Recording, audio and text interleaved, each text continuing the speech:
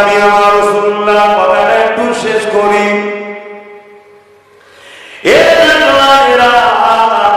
আবু জেহেল বড় খুশি আনন্দের মধ্যে রয়েছে, মুহাম্মদ রাসূলুল্লাহকে আজ পরাজিত করে দেব এমন করে হাবিব আমানিকে ভালো এমন করে আমার রাসূলুল্লাহ খুঁজে বেরিয়েছে।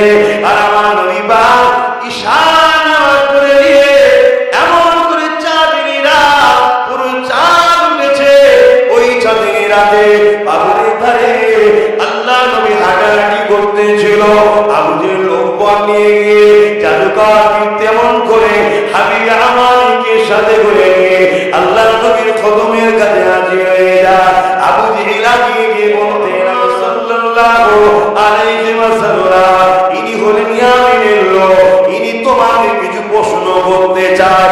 এই যে জাদুকরটা কিন্তু বলে ইনি ইয়ামিন থেকে এসেছে, তোমাকে কিছু প্রশ্ন করতে চায়।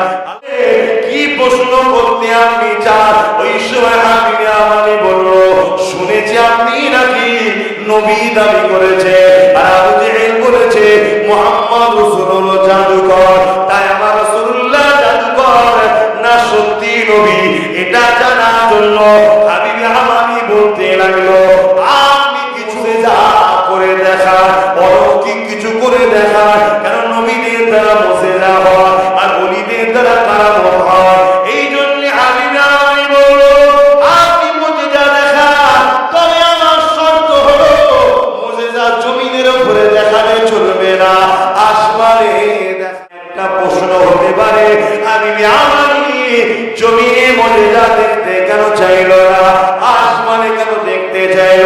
হাবিব আমানি জানে জাদু জমিনের উপরে চলে, আসমানে চলে না। যদি আসমানে কিছু হয় তাহলে জানতে হবে মুহাম্মদ সাল্লাল্লাহু আলাইহি ওয়াসাল্লাম আবু জেহেল বলেছিল যে জাদুকর, জাদুকর নয় নবী।